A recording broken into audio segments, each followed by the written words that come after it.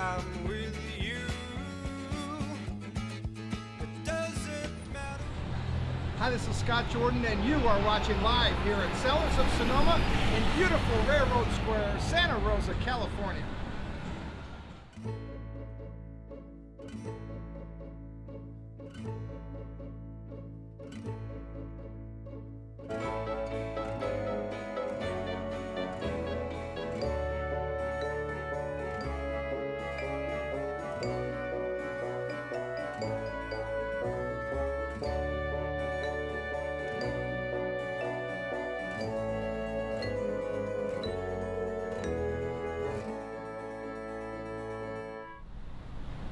And welcome everybody to TV Tuesday Live. This is the show where we taste wine, we talk about wine, and I get the pleasure to, well, I get the pleasure to drink the wines, but I get to interview the winemakers and chefs. And we've got Deering Winery in here. We've got Todd with us again. Good to see you. Good. Thank you for doing this again. You brought a surprise. I did. Oh, really? I did. Cool. This is really good because I like the varietal. We'll talk about it. No, but I hid it back here so you guys can't see it. It's a varietal that I like a lot. You know, I'm even though I have amazing access to wine, obviously here, when I go on my days off, I go wine tasting and I look for that varietal. I'm kind of like a junkie. It's kind of a bad thing. You know, I've wanted to go wine tasting for some time now. Oh, you want to go? You know, I have tunnel vision most of the time, and that's what I do. Is I always drive by and I go, oh, look what they're doing, and just keep going because there's not enough time in the day. I'll take you up on that. I would love. We would love to go to wine tasting because we have really cool. There's so many great wines out. And on Father's Day, we went over to Provera, and they had Falcon Christopher playing, who plays here. Okay. And it was an epic afternoon out in the sun, drinking wine, and one of the varietals was that one. And I'll tell them in a minute. So we're going to taste the Grenache Blanc. We're going to taste the new wine that you just brought in today. I mean, you literally I hand labeled it. Hand-labeled it. That's dedication. I love that. One of the first 2013s that we're going to see. Then the 2010 Pinot Noir, 2010 Zin, the 2010 Ideal Blend, Red Blend. We'll talk about what that's all about, and the 09 Cabernet Sauvignon. Perfect. Yeah, I want to thank you for showing me around. We got a chance to see his property. Karina, throw that up on the screen. That's an amazing. I mean, it's an amazing place.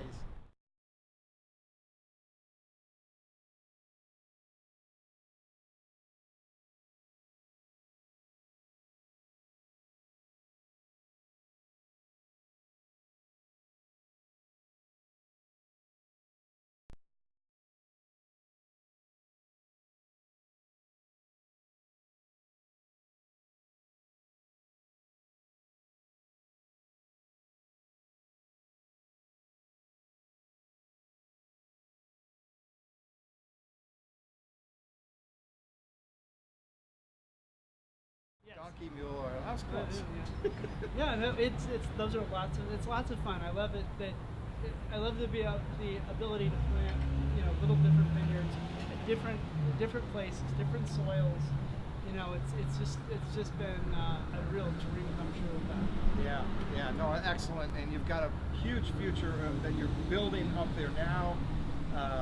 You've got a bunch of varietals that you currently don't work with that you're going to have. And, you just want them to come sooner. Yeah. You're always anticipating, like, well, I planted it. Okay, so we got 4 years to ponder what it is that we've done. I think sometimes the hardest thing about planting a vineyard is making the final decision of what varietal you're going to put on that rootstock. So I mean, it's always it comes down to the last minute of what it is I really want to do, because you go back and forth, and then somebody completely out of the blue come in and go, why are you planting that? You should do this. Yeah, right. And then you second guess yourself until you Sure. finally get it done. Well, you did a great job. Thank you. That's fantastic. I've got a question from the house here. Fire away there, Creenie. Dan would like to know how you chose the vineyard. Oh, the question is, how did you chose the vineyard? I think the vineyard chose me. I chose the vineyard based on its its location of what it's in the heart of Sonoma Valley, so it's in Glen Ellen, so you really can't go wrong. It was more of where we were going to plant different. Well, that's an interesting thing. That's a pit bull parade. That is Wow. Only in Santa Rosa we have a pit bull parade. That is, yeah, that's. Never seen that before. No, I haven't either. It's interesting. Well, it was a great spot. I mean, it is an epic. How high is the highest point there? Is it very? It varies. Right off the top of my head, I can't tell you because I always write it down and then I'm Okay. like, it's 1,000 feet. I was gonna say it seemed like it was pretty high. The high points. That's about what it is, and that's what most everything around there is. Unless you get over on, the top of Sonoma Mountain, but Yeah. we're really at the top, right before you go into Napa Valley. I mean, that's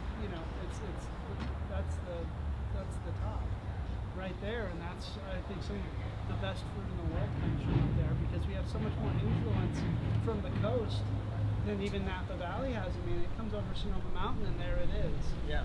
What's coming in? So we get these really cool nights, we get foggy mornings, and then we can get blistering hot, days during the summer. And how kind of our vineyards are closer to say 300 feet off the valley floor, way up into the hills. So we're all over the place as far as getting fog, getting sun, afternoon sun. Upper vineyard, when the sun comes up, it's right on the vineyard. So we get morning sun till late afternoon. So then when you're deciding what you're going to grow up there, it's based on all of those conditions. as Yeah, and well. that's why I kind of went with a lot of the rub varietals and planted up there. I think that's a good spot. It's incredibly rocky. What I was afraid of is like planting some Cabernet Sauvignon up there and having it be too astringent, just too brutal. Yeah. It would be a hard time to tame it. So I've got some other areas for that that are a little lower. But I think the Grenache and the Mourvedre and Syrah do really well up there. Yeah. Well, it's a beautiful spot, and we're later on in the show. I'm going to show a picture of a little picnic spot that we kind of talked cool. about. That we'd love to do a barbecue or something up there. Oh, that would really be fun. Yeah, we could. Yeah, it would Yeah. really be fun. That's a great spot. It's got it all. You're underneath an oak tree. You've got the vineyard all around you. I mean, it doesn't get No, that's when I drive there classic in the stuff. morning, because I'm every morning, and it hits me every single day. Yeah. I mean, it'll put a smile on It my has face. to. It has no to. matter what that is going on, I pull in the driveway and it changes everything. I love it. I love it. Let's get to the first wine, Yay. which is this is first of all, those of you that don't know, Deering Winery's been in the tasting room now about a month and a half, and we are getting great reviews of this wine. They love this Grenache Blanc, and this is something that you don't see a whole lot anywhere. No. There's not a lot of that plant. No, there's not, and actually, it's not even from my Here. property or Yeah. here. It's from Santa Barbara County. It's the Camp 4 Vineyard, which was Fess Parker's old ranch. Okay. So that's what that is, and Excellent. they do such a beautiful job at growing it. The vineyard manager down there, Ben, does just a phenomenal job of always making sure the fruit is perfect. Because it's a haul to get down there. Yeah, right. And at the end, you kind of have to, got to make the call, and then he'll back it up, and we got to drive it up overnight. So it's an exciting time, I'll tell you. Oh yeah. So tell us a little bit about the way you produce the Grenache Blanc. Well, essentially, it's I wouldn't use a simple wine. I wanted a wine that was in between like a Sauvignon Blanc and a Chardonnay, and a crying child. That's exactly what I was thinking. And I'd be very important part of it. Just something different.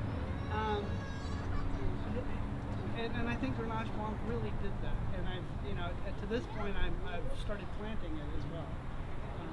This and Chenin Blanc and And so you have stainless steel, and then you, Stainless steel, barrel fermented, a little neutral oak, and that's really it. a little bit. You just leave it alone, let the fruit speak for itself, and like that gentleman just Yeah. running by. we got great entertainment And we around do. us today. We've got, yes, Wow. a dog parade and screaming children. And motorcycles. Gotta love it. Well, it's super clean. Yeah. This fits a cross section of consumers, which is wonderful. And even my buttery oaky Chardonnay folks are okay with this because it gives you a big mouthful. It really does, doesn't it? Yeah, I it mean, does. it's different than anything else. So it's really, It's completely different. It throws them off big time, no doubt. you know, I think it's the whitest plant that's great in Europe, and we just see so little amounts of it here. I think in Sonoma County there's like 0.8 of an acre of Grenache plant planted. That's not much. So no, it's you got to be a true believer, I think. Oh yeah, sure do. Well, it's yummy. And for the summertime gang, this is it right here. $27 retail, $22.95 if you're a Cellar Club member. Yeah, that's a beautiful wine. Thank you it's so a hit. much. It's a big hit. Oh, I'm glad. Yeah, it is. It's on the tasting menu, and I pour the a dry Moscato before it, which is also an interesting grape you don't see a lot of. Yeah. And then we pour this, and it's a perfect segue. They're real similar, but this is a little bigger, rounder, and then we go into the Chardonnays, which is nice. So it's a really nice white wine taste. Yeah. Yeah, good job on that. Thank you very much. complaints. Okay, so earlier today, you dropped off a little bit of a wine that I get every time I go out. I get rosé. I'm a rosé, just a junkie, man. I dig rosés, dig them a I do lot. too. And I they've really, got, really do. I think they got such a bad reputation for so long as being sweet, of being I guess as you would say, like a white Zinfandel. Yeah. Which again is fine. It's got a lot of people drinking wine. I know of some small wineries that are doing white Zinfandel again, but they're doing it a little bit different. They're doing it more, leaner, crisper, drier style, and they're fantastic. Yeah. It's it just got played as a different kind of wine. But I love it. Karina, can you get a shot of that? The color of this is fantastic. And it's made from Pinot Noir. yes, it's a rosé Pinot Noir. Okay. Um, Pinot from where? Russian River. Russian River. Yes. Is it Pinot that you use in your? Yeah, it's the same vineyard. Yeah, Okay. it's the same vineyard. It's We didn't make a lot of it. I mean, I think that it's such a fun wine. You made 50. Yeah, that's all. And that's Two? Yeah, That's it's 2/3. 50. Yeah. Because it's also one of those wines that you can end up drinking it all yourself. If it doesn't Yeah. work out right, you're on your own, and it'll last you and your friends through the Well, summer. we shouldn't have any so. problem with that. No, I'm No. happy every time I drink it, and I'm the same Well- way with rosés. But like I said, out wine tasting, I just don't get to do it that often. Oh, I'll so- take you to some cool spots that you don't get out enough, so you don't see them. They make killer. There's some really nice, and there's very few that I don't enjoy. But for the most part, yeah, they're all a hit for me. There's a rosé for everybody, Yeah. and I think that's the thing. is Yeah. there's- And you can make it out of anything. you can make it out of absolutely. What the color variation of rosé they list as like from onion That's beautiful. peel to Yeah. purple. Yeah. So it depends on the fruit varietal you pick to make it. Different acidity levels, just different sweetness levels. Yeah. I'm with you. I enjoy them very much. I always try to. You just try to do your best. If Yeah. It's one of those one things that you take in and you're like, Yeah. look what we did. Yeah. What do you think? Well, and it's you know, the other thing is too, you got to start out with good fruit, man. No matter what, even though you're pulling the skins away right away, Yeah. you got to have an underlying. You still need to have the quality of the fruit. I Yeah, think. yeah.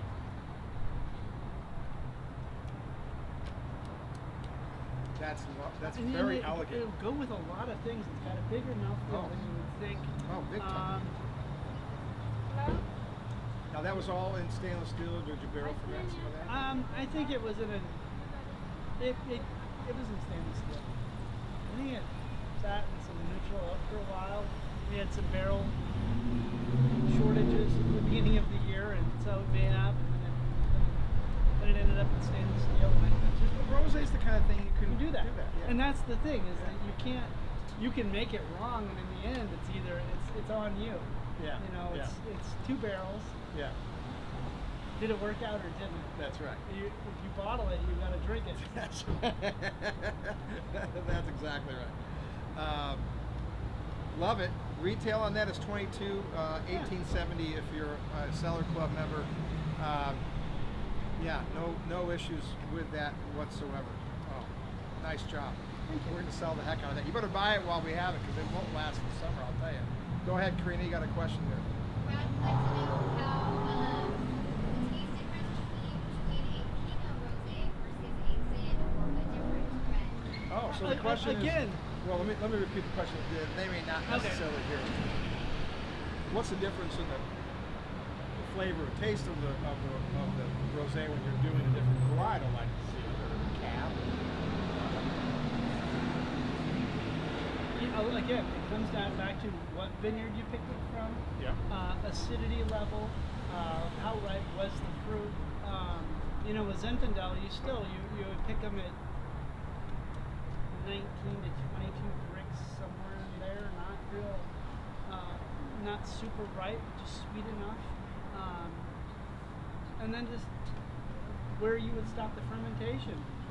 To, you know, as far as for Zinfandel, you could have a fully dry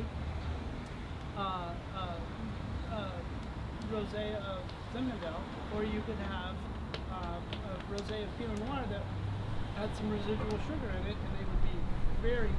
I don't know if you would tell the difference. You know, you make very lean, very acidic Zinfandel Pinot Noir or rosé versus a sweeter Pinot Noir. It's going to be more about your style than it's going to be probably about the fruit. Yeah, I've seen a few out there from Cab. Yeah. Alpha Omega and Napa makes one out of Cab that's That makes luscious. sense. Yeah. That makes Yeah, they got it sitting on it, and it's beautiful. I mean, it's really the mouthfeel is quite a And bit. it's probably very floral. Oh yeah, probably- and it's gorgeous. and a little deeper color. They're sitting on it a little bit longer, and so yeah, very. Well, I'd like you. We had talked earlier. We'd like to go to that. There's a tasting of rosés. Oh yeah, the pink out. Yeah. Yeah, that would Yeah. be. Yeah. Again, I'll let you know when that's that comes lots up. of That's a fun. cool- That's a great concept. And you know who goes to that? The high-end red wine drinker. The demographic on that is nailed big time, and because they still understand that when it's real hot out, that Cab isn't going to taste real good in the sun. But this is beautiful, and it gives them enough of that red fruit that they really like, and so it satisfies them. And so they come out of the closet of being, you know, against that, and you just have to laugh, and you find out who these people are, and these are serious high-end wine buyers, and they're buying their rosé, and it's Their classic. Cabernet with their halibut. Yeah, Yes, right. exactly. I love that. Yeah. Ooh, so love the rosé. Good Rosé. job. I'm glad you brought that in. All I right. thought she was taking the rosé and running off. Yep, Yeah, she taking was. it. So And then Pinot Noir. let's go right to Pinot. This is where it came from. So this is a 2010. Yeah. You could argue it was a fairly difficult year. There were some difficulties in the process. Yeah, you know what? With that, Uh-huh. I'll tell you, as being a small winery, it usually affects you more or less Right. of a good vintage. And I think that 2010 and as well 2011 are two incredible vintages for us. And it wasn't the case for maybe as an industry-wide thing, but I think there's a lot of small wineries that did really well because they were able to do things, you know, quicker. And so maybe they didn't get the rains, maybe they didn't get some of the heat damage because they were able to actually maneuver and pull some of that fruit in first or last.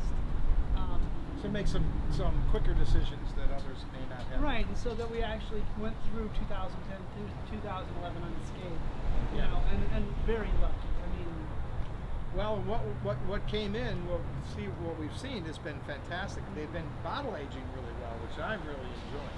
I love that. The bottle aging is very, yeah, they're quite nice. I like that. And it's funny. I think even selling wine on the East Coast and the West Coast, because on the East Coast when I go out there, they're like, oh, finally some wine with age on it. Yeah. You know, and Yeah. versus here, like, oh, you don't have 13. I'm like, well, it's still in the barrel. Sorry. Yeah, I got it, but you Yeah, I can't don't see know. it. I mean, we can do Oh, that's fresh funny. wine if you want. Yeah, yeah, ain't gonna happen. Yeah. But yeah, Yeah, I mean, to that's- me, this wine is just now coming around. I mean, I think this is now tasting beautiful. Oh, fantastic! Wow. Now tell us the fruit source here. Now this is from These a were pretty two. good- This was Rocchioli and Dutton. I mean, two Yeah. pretty darn good fruit Oh, sources. unbelievable food sources, and it was all by luck. And I sourced some the Pinot that's going to be coming out later from some other vineyards. I work since I'm in the vineyard business. I look at things from both sides. Of being a grape grower and being a And that's a kinda wine hard though, business. right? Oh, because the decisions are not. Well, they're self-serving on one Yeah. side or the other, right? I mean, They are. So the grower's I've going, got leave that fruit the on here. two-headed dog that's attacking itself. Yeah, you got the Yeah. owner going, no, cut that out of there. You want to be dropping fruit, and I'm going, no. Are you And then kidding? I'm walking to somebody else's vineyard. I'm like, I think we should drop that on the ground. And you're like, wait, what did I just say? Yeah, I mean, so it is, and it's made me, I think, a better grower as far as what it is I know other people want. And I think that especially, you know, the 19 acres in Zinfandel, and I would say to anybody, I'll take the fruit from my wine out of any section of the vineyard. I don't play favorites as far as that goes. We treat the vineyard the same if it's for me or if it's for somebody else. Nice. So, and that comes from, you know, being in the winemaking side. This is beautiful fruit. My gosh. It is. So the 11, different source? Or- Different source. It's actually it's my vineyard manager, Chewy Ordaz, who's a phenomenal fruit grower, and the only reason that I'm sitting here today talking to you is because of him. You know, he's an amazing grower. He's been a really good mentor. You know, and that's I think with this business what I've learned a lot is there's been so many great people that have been incredibly helpful. You know, that it's you get one shot a year and that's it. Yeah. So A lot of steps, a lot of Yeah. moving parts. You and a you lot gotta of have them. good people and people that'll show up in the rain. Guys, how are you? Yeah, Karina will pour you the first one. Do you? Okay. Yeah. Oh, I'm sorry to interrupt the rock. Sorry. I don't mean to interrupt you. You're not interrupting. Interrupting Over here on this side. Oh, sorry. You're wonderful. Hey, there you go. Okay. Do you want to start with the whites? We'll just go down Yeah, the list. go down the Yeah, list. okay. Whatever you want to give us. I mean, it's true. I am. Love it. Works so for Well, that's just pouring just stupid. Retailing that is $50, $42.50 for a Cellar Club member. That's I've made the challenge before They to talk about wine. send people out to the store to try to find a comparable wine at each of these levels, and I even couldn't do it. I mean, it was really difficult to hit all the things. In this example, you'd have to find some Dutton, Rocchioli, or one or the other, and that price point, and you're going to have a hell of a time. You're going to have a hard time finding it. You're not going to see it. And but you know, this is beautiful.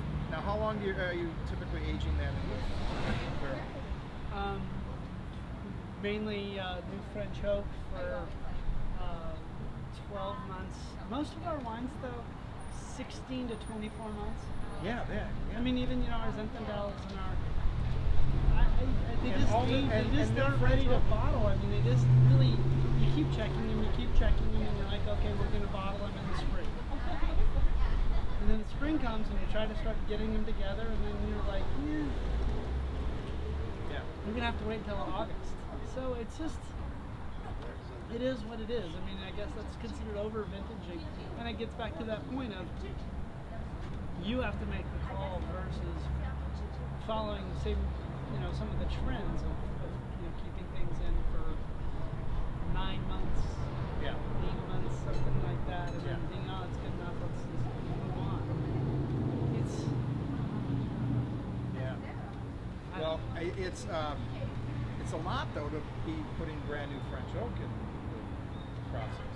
Oh, That's French oak is incredibly expensive and It's incredibly- ridiculous. and hard to come by a lot of the time. I mean, you gotta realize of how many countries and people and things are made in French oak wine barrels. Yeah. I mean, tequila, the best tequilas in the world are the same Burgundy barrels that essentially we use. Different toast, different processes, but it's the same wood, and so we're all vying for the same forest, which is highly regulated by the French government. So, wow. but it's always fun. You gotta search out barrels. I guess in making wine, you always you love to line them all up, Yeah. fill them, find out which one you like, but then again, it comes down to vintage. Yeah, right. It was great in that vintage, but Maybe not. will yeah. it? Yeah. So depends on vineyard, vintage, and barrel. So That's a lot. Again, moving parts, very complex, and if you get it wrong, Again, though, it's good people who've used their what they've learned and passed it on without charge, essentially. Like, hey, I'll help you. Hey, yeah. And I work And with that's just a neat thing about the wine industry, Yeah. that they're willing to do that, as opposed to, oh my gosh, you're a competitor, or you know what I mean? Yeah, well, you got to share because you never know when you're going to need somebody else. It's straight agriculture at the end of the day. It's no different than farming tomatoes or corn. You're just a farmer. It is. Yeah. And you just get don't up there. till over your field over here. No, we still run a disc and a tractor a lot of Yeah, places. yeah. And, Well, you yeah. had some tractors the other day when I saw that. Wow, that project! Holy Toledo! Yeah, see, I mean, what would drive you to do something like that? I have no idea. I mean, really? What would make you want to do I that? saw that hill and I'm going, damn, that is a bunch of work. Oh yeah, and you know how happy the people that use it daily are just like, I drove up it in my car. I drove, and you're like, Yeah. it's funny. Yeah. But it's access, it's getting an access, safe access to a fruit. But you my gotta get it biggest out of fear there is- somehow. You yeah. can't, you can't have people You tip can't their get car over. hurt. Nobody can, yeah. No, because that ends your whole program. deal. Yes, it's done real quick. So let's move on. Ooh, We're gonna do great some. Pinot. Oh, yeah. Some Zinfandel. 2010 Zin. Okay, so tell us where the fruit came from. Tell us the way that you're producing this. This fruit is from Texas. Oh wait, And no. I've wait. heard Texas has had a real Big run Zinfandel. right now. Big big on on Zin. Zinfandel. Texas Zin. No, this is Sonoma Valley. This is from my vineyard. Jeez. 2 clones, 2 different clones. It's Wise and Duprat. So 2 very old vineyards. The Wise vineyard is right next to mine. Wow. What just a beautiful, beautiful. And it's more of a, I don't know what you would call it, more of a, I've heard it described as more of a Pinot Grigio Zinfandel. That it isn't over the top. It isn't. Well, yeah, it's not overly Sweet, it's jammy not- or, yeah. but It's very it does focused. give you that big feeling right up front in the nose, no question. A really, really well balanced vineyard, and really it is the vineyard that does the work in this. Now, what do you where to go? Oh, what's the alcohol on that? 27. 27. That's low. That's no big deal. 15.1. So not over the top. You know, you see an awful lot out there. I won't name the names, but boy, they're clicking 16 and, you know, Plus? Yeah. Although I've actually started seeing some cabs in Napa that are 16 plus. you know, And I was really surprised. you know, the argument goes in both directions, and I've run into winemakers that are just adamant about lower alcohol. But the clear argument is we want ripe fruit, and so now we're arguing, you know, that's where you run into Yes. that tough area.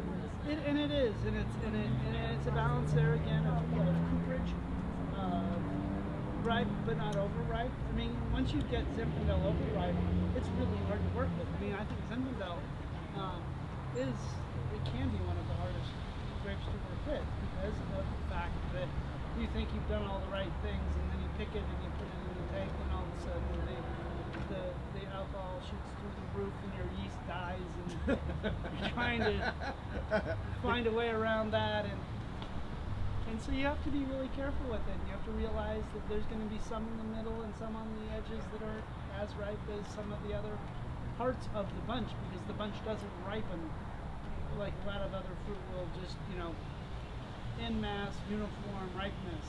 Zinfandel, you know, you bring it through and you put it on a shaker table, little green berries still are popping out of it.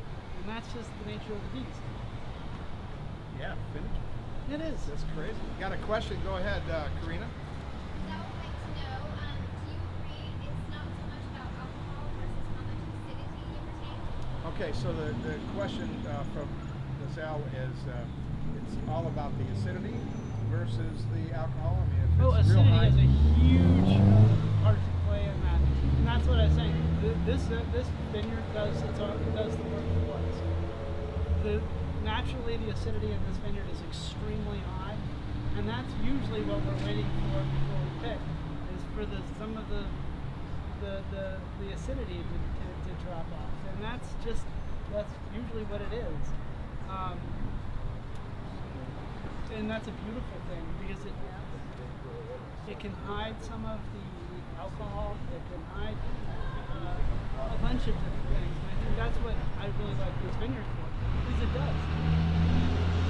The balance in the vineyard is naturally there. I mean, So is the balance creating the balance of acidity in the vineyard, or is it in the way you're producing it, or a combination of It's the kind two? of a combination, but I mean, really,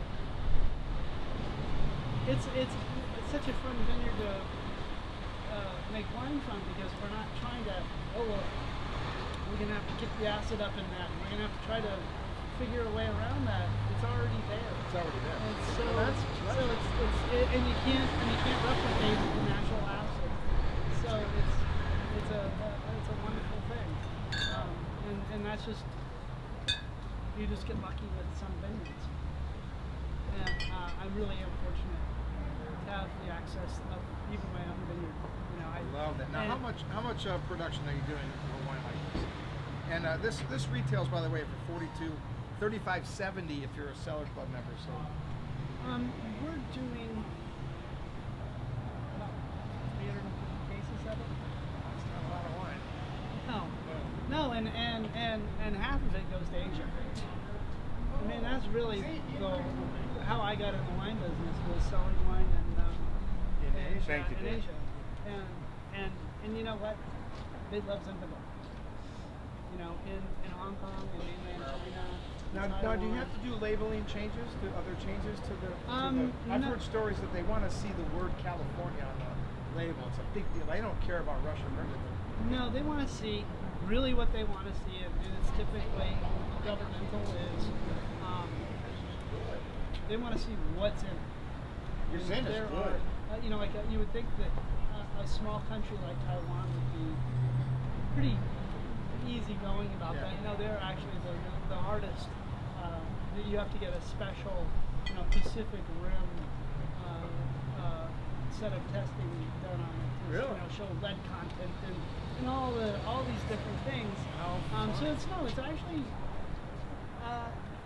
they care a lot about what goes into what they eat and drink.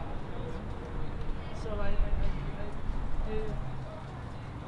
Do you have other wines in that market, or do you? mainly Zinfandel, Cabernet Sauvignon.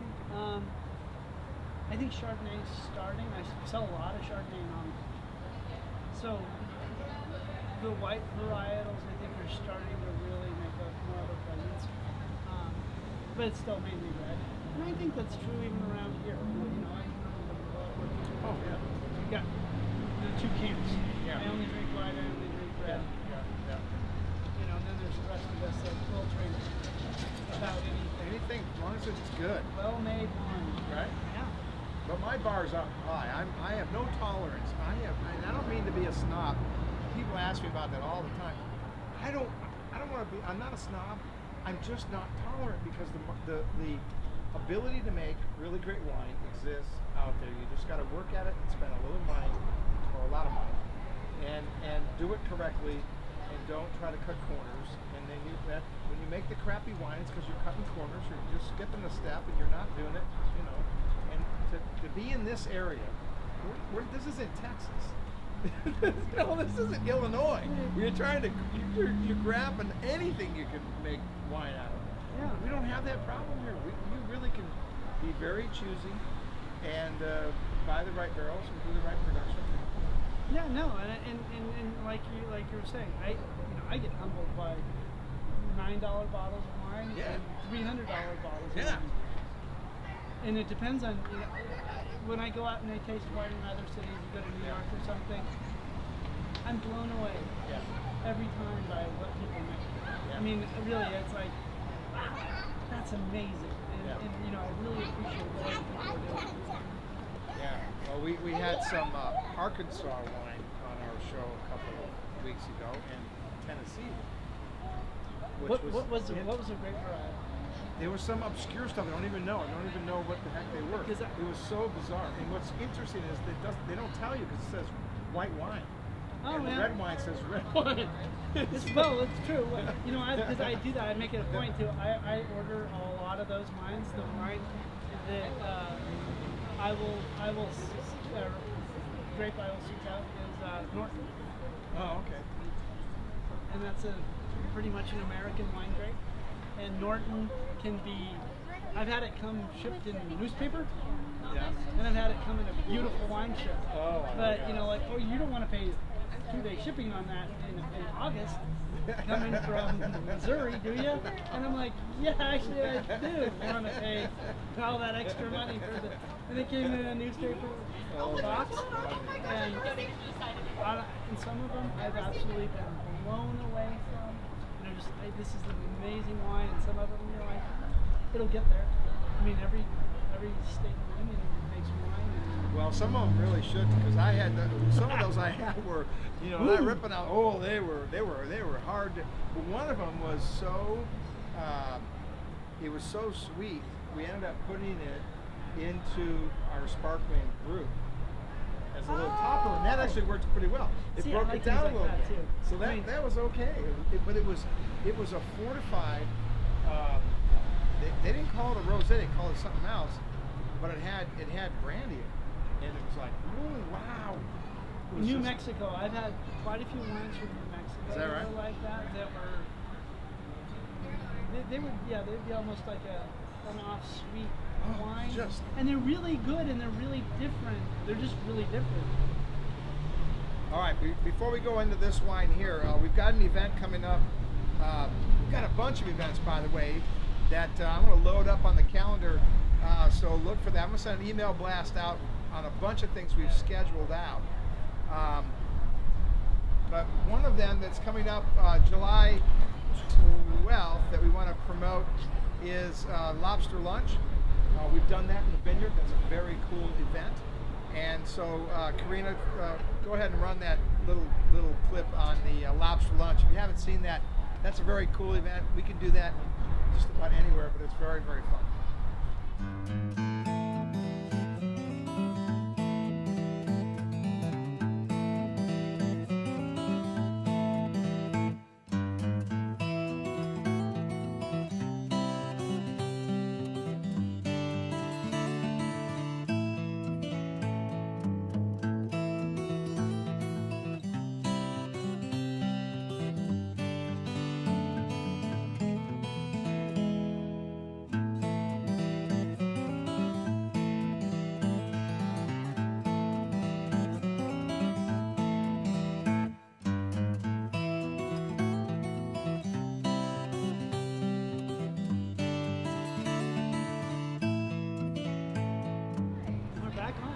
right, so we're back. So if you want to go to the Lobster Lunch, that's a great event. We've got some neat events coming up.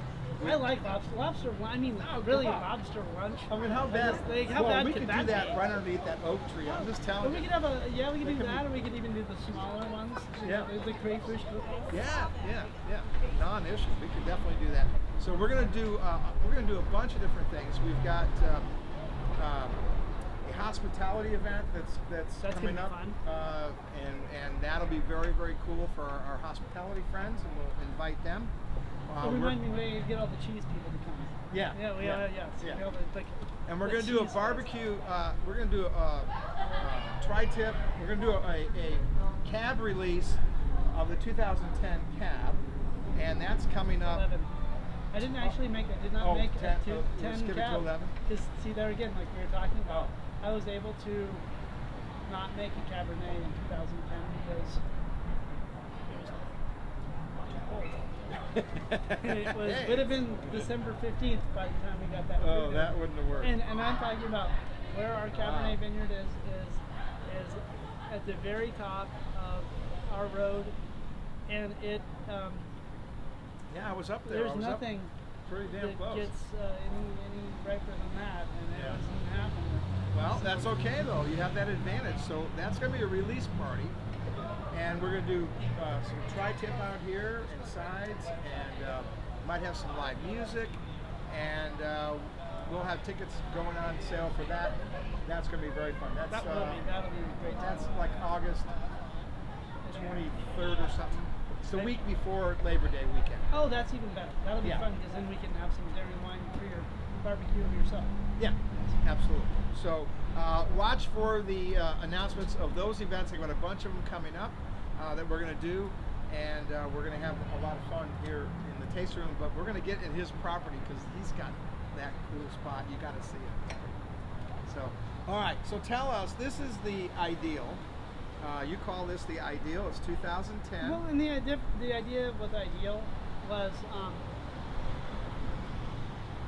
that instead of what was left over, I mean, because when you make wine, typically there's wine that's left over, and you decide what you're going to do with it. And what you can do is you can start blending it, making it, and then you're trying to find other wine to make it better. So then you're buying other wine, trying to make wine that isn't really good anyway, and you're just chasing your tail. And so if you, I love blended wines. Yeah, I do too. You know, so I look for them. to start out with a concept and then try to make it is a lot easier to approach than trying to make something that is not really good and make it better. You know, Yeah. and that was the idea behind the idea behind the ideal is to make a blended wine that was the best of the vintage instead of the dregs. Yeah. Well, again, you know, you got to take advantage of what you have out there, man. You can't skimp, and you can't try to cut corners and do it in the cheap. You got to do it correctly. It is so competitive and it is so hard anyway. that You'll lose that buyer. You'll lose them, and they'll never come back. No, Never. they will. Never. And it is. And our wine club members, they rely on me getting it correct because I don't let them pick the wines. I pick what newest release or new release, and wines that I think they're going to love. And it's got to be good juice, or it's over. Well, yeah, no, and it has my name on it. It's got your reputation, but my Yeah. name. I mean, and that's kind of the hard part is that Yeah. you do it wrong, and I did. I mean, I had a rosé last year. I had 200 cases of it, and it went away. Something happened to it in the winery that was out of my control, and some people looked at me and said, "Well, you can still bottle it," and I just said, "Really? I didn't think that you would ever say that." And I just walked away from it. It wasn't worth putting my name on it, putting it in a bottle. Oh, he's quite the singer. He's dancing actually too. We've got pretty lots good. of entertainment. This group of girls that are in and out here, tasting along with us. We've got motorcycles. You've had Pit 3 bulls. pit bulls. Yes. Oh, I think Little it was in babies. Manly, yeah. It just goes, it's a circular conversation. Well, Watch out, Alex. you did a ridiculous great job on this Oh, idea. I'm glad you like I'm it. really, I Oh, the mean, it's blend. this is nice and elegant. It's in the wine club shipment for those of you that are wine club members. I put this in there. We put 2 of your Good. wines in there. We've never done that, but we really wanted to introduce what you had, and we thought this and your cab would be a great introduction. That is big. Thank you. That is. Well, they deserve it, and they like it. So they're Good, loving good, life. good. Yeah, yeah. The people outside of the immediate area have not received their wines yet, but they will. Just for an FYI, for those of you that are waiting for your shipments, they're going on a temperature-controlled truck that will actually ship to the 4 hubs in the United States, which is New York, Chicago, Florida, and Texas, and then they get transferred to UPS for a 1 or 2 day drop. And then they do it too. I mean, that's the thing is Yeah. they've really changed the Yeah, whole yeah. wine shipping game. It is still expensive to ship wine across It is the a country. lot. It is a lot, but we want But to at least it's protect it. done right. Yeah. I mean, it didn't used to be. It used Right. to be. Good luck. however, just don't ship it in the summer, right, or the No. winter. Yeah, no, we don't have that issue. Goes temperature controlled to the hub, and then when it loads with UPS, they put ice packs in it, and it goes out the door. And goodbye, Well, I Charlie. hope So everybody you gotta- enjoys it. So Yeah. Thank you to the wine club. Yeah, For, yeah, they're gonna dig it. Yeah, and the Cellar Club, they'll get it next month. So we got 2 shipments coming back to back here. So, but what a nice treat. Because we did throw a white wine in there, which I do. I threw a white wine in the summer months, so they've got a little white wine, and they've got the Ideal, your cab, and another cab. So they've got a hefty. This is a big one. That'd be This is- really good. That's a gonna good. be- That's a yeah. good shipment. This is a good one. Because they'll drink that and then it'll be like, well, Thanksgiving and Christmas are coming. Now what? Yeah, yeah. So it's okay. You can reorder. We let you do that, and you get a little. You get 5% off additional if you buy the wines in the shipment. So, Oh, so that's even a good better. deal, right? So Ideal, great. My glass is not Semi. very ideal. No, it's terrible. I'm sorry. So just an FYI, coming up this weekend, we've got Ricky Allen Ray, we've got John Pita, and we've got Falcon Christopher, who I saw on Father's Day over at Corvera Winery, and we had a blast, and their music was fantastic. They play here on Saturday. Oh, have fun. They're really cool because their son is like 11. He plays bass, and he's like just like this amazing musician. I mean, off the scale, man. It's The Partridge Family. It's Yes. crazy stuff. It's so crazy. 11-year-old playing the bass. That's Unbelievable. cool. And he's going at it and sings, and he plays keyboards, and he plays drums. He's one of those kids. But it's I always great. wanted to, like those kids who can play music. It was always Oh. that guy who could play the guitar. It's around the fire. amazing. I mean, it's amazing. It is an incredible thing to see. It's really something. Well, good. So, I'll make that's a sure to great- come down and see that. Yeah, that's a great show. That starts 7:30 to 10:30. Can't miss, and that's the best entertainment in town. All right, 09 Cabernet Sauvignon. Tell us where is the fruit from, and then the aging process on that one. You're putting that in the heat for a while. Yeah, I mean, and it's just now starting to taste really good. I mean, it stayed dormant for so long. It's a really So you, It's a really interesting cab. This is from one of the vineyards that is next to me. It was planted in the early 70s. Really? It's dry farm, no irrigation at all. that's one of the early stuff. That's pretty Really early. early. Yeah. You know, it's funny because what's planted in between, like every couple hundred vine, you'll find some Chenin Blanc. And actually, that Chenin Blanc is actually something I'm planting now for another winemaker in Napa.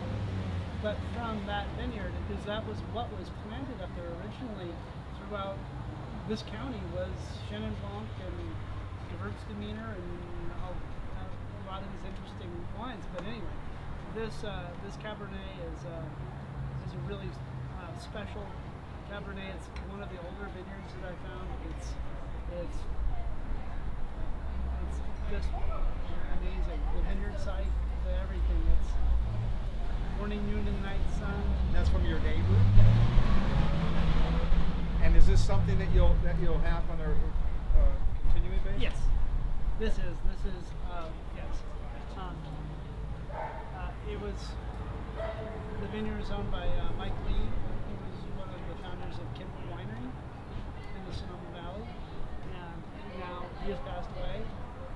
He was a really great guy. He really helped me with a lot of things because he drive a truck by and yell things at me out the window. Sure. Hey, really? Why are you doing that? And he was one of those guys that would stop and have lunch with you and tell you kind of how it is. Yeah. And you either you listen or you don't. Yeah. Right. And you better listen. And now his wife and 2 daughters run the vineyard. Oh, nice. It's an amazing. It's if you have vineyard envy, that's the vineyard envy. And so this was one of those things that was just up there, and has been up there since the early 70s. And Now, are you do you have cab up there? What do you have? Do you have what cab? do I have? I've got some rootstock for cab, but is it going to make it to cab? I don't know. It very well might, but what I have up there right now is Zinfandel, Grenache, Tempranillo, Syrah, Petite Syrah, Chenin Blanc. I'm going to plant the Grenache Blanc,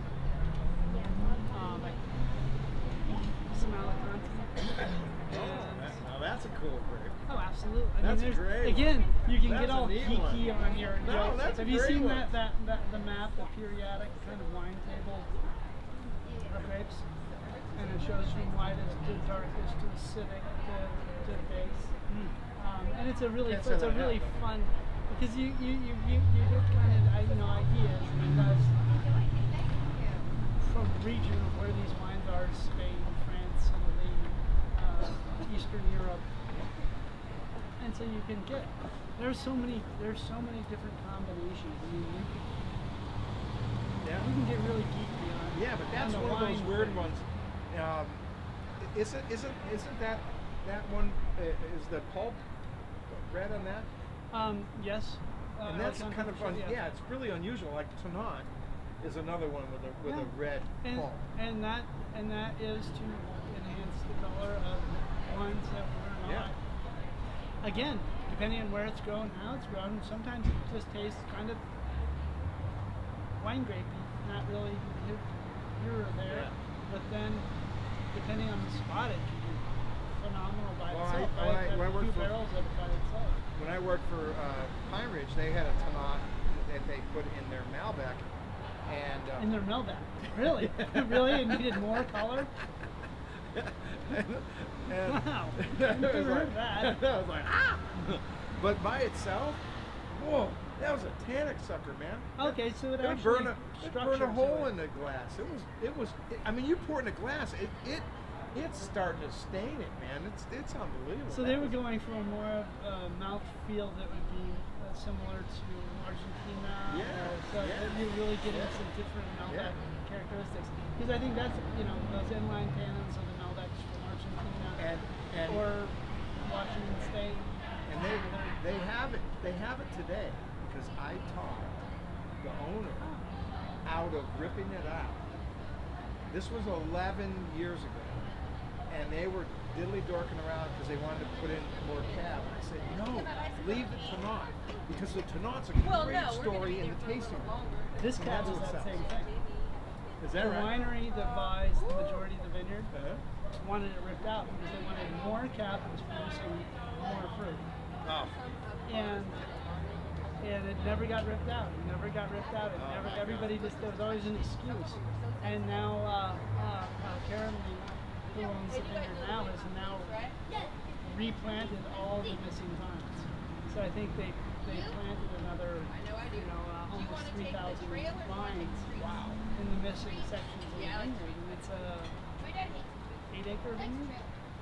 So it's not very big. I mean, it's out of their 54 acres. It's, the 8 acres is what there is. Love. Well, it's making a hell of a wine, so. Isn't it? I mean, and again, this is a lot of it's this vineyard as you kind of stand back and let it do its thing. Oh. Great mouthfeel, nice soft tannins, but everything is structured well. It's got a great finish, and it's complete. Yeah, I like that a lot. Yeah, 65 retail on that, 65.25 for the Cellar Club members, and you get another 5% off when you reorder the wines in the shipment. So you can't argue with that one. Yeah, no one's going to have a problem with that. Let's have a little bit more. Yeah, we have to have more of that because that's pretty damn good, my friend. Holy smokes. That is the real juice. Yeah, wow.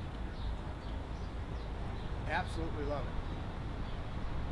But it also helps that we have a perfect night tonight. We do have I mean, a- we do have a- everybody else is not here is missing Well, unbelievable. Last week we had audio issues, so we kind of went short and got off of this thing until I could fix what the problem was. And I think we fixed it, and we have a better, but we didn't have the weather. It was windy and it was not nice. This is nice. This is gorgeous. Yeah. This is, yeah. Well, This you is- know where I'm going tomorrow. You know where I'm going. It's kind of cool. It's kind of cool. My wife's already been there because she works for the company, but we're going to Calistoga Ranch. Oh, that'll be great. Yeah. Those of you that are watching right now, don't come off and Google that, but Google it later. Yes, and you'll understand why I'm smiling because it's a pretty cool. It's a premier resort. And It we're- is. And it's our anniversary tomorrow. Tomorrow will be 31 years. Oh, here. Yeah. So here's to my wife and our kids and 31 years of craziness. And so we're gonna just hang out, and then we're gonna go wine tasting, and we're just gonna bop around Napa, which we haven't I done need in to a go long wine tasting. I didn't, You this whole gotta wine go, tasting thing. It's like when I moved out here, I went wine tasting all the time, and now I'm like, wow, like what a concept. No, you have to go. What we'll do is we'll do it on a day where we can just go have a picnic at one of the wineries and just kind of hang out. Oh, we're gonna get a driver. We're gonna get somebody to Okay, drive. we can do I'll that. make sure that we do that. Because All right. we're gonna have the whole Okay. wine tasting experience. Yeah. Of, because again, the people that come up here is what makes this happen. Oh yeah, and they're out having fun, and you're And they're having so much more fun. Yeah. Well, we get out a lot. We explore and we find some gems. So tomorrow I'm going to find some gems in Napa. I'll videotape some of that and I'll play it next week. So we're gonna hit some fun places. We're gonna hang out. We're actually looking at the resort because she works for Foley and they just bought it, and so we're kind of scouting. Yeah. That's the technical term. Yeah. Oh, we're scouting. Yes. This is wine speak. For her, yes. That's all wine speak. I Yeah, love it. scouting. Yeah, it's a what secret- are you scouting? Like We're a lunch? secret mission. Yeah. Don't tell This anybody. lunch, oh look, the salmon tartare is not quite right. There was 3 missing pine nuts on that, right? Yeah. Yeah, it's gonna be very I'm very gonna fun. use that. It's gonna be very fun. So we're gonna have 2 days in wine country, and that's gonna be really fun. And of course, I'm in wine country, so I guess it doesn't matter. Not really. I'm gonna go back and build my road. That's about that's the I'm fun sorry. I'm having. I know, I'm yes. sorry. But you know what? One day it'll be done, And it'll be then cool. I go wine tasting. Yeah. Okay. All right. I'm And I want to take you because we have the cool spots, man. We have. We really do. I mean, I that's mean- that's what I love about this whole area. Yeah, we definitely have it rocking and rolling. And this side of the valley, you can say what you want about Napa, but there's an awful lot right here that's really amazing. Well, the First unfair cabin. thing is that we can do what no one else can as far as what we can grow, where we can grow it, Yeah. and we have a much larger county. Yeah. I mean, Sonoma Yeah. County is huge. Yeah. Gotta love it. Well, I want to thank our viewers for watching in tonight. I want to thank our bloggers, of course, Dan and Denzel are on track. And Brad, I didn't hear from you, but I'm sure you're out there somewhere. You got to make sure that you let me know the numbers on Lobster Lunch. I know you've got a group coming, and they're going to cap that at 40, so we got to make sure to get it under. Where's Lobster Lunch? There's one in Sonoma down at Bono, and the other one's over at James. It's right in town here. So Okay, that's gonna be yeah. So you have to see that. Yeah, firsthand. no, I I'm think gonna, you I'm really gonna need have to see be that. the lobster lunch guy. Yeah, Maybe you- I can, what did you just call it? I can go do the mission. Or you had a, yes, you're going to, you and your wife are going Oh, we're going to Calistoga Ranch. to do. Oh, it's a recon. You know. Yes, exactly. So you're going to recon to several lobster lunches. Well, yeah, you gotta check that out. I love that. And so come down this weekend, and you can't have that on the sign off at all. Oh, It's, sorry. yeah, it's part That's of it. bad. That's all right. Etiquette. That's okay. Winemakers are good like that. You earned the right to do that. It's your juice.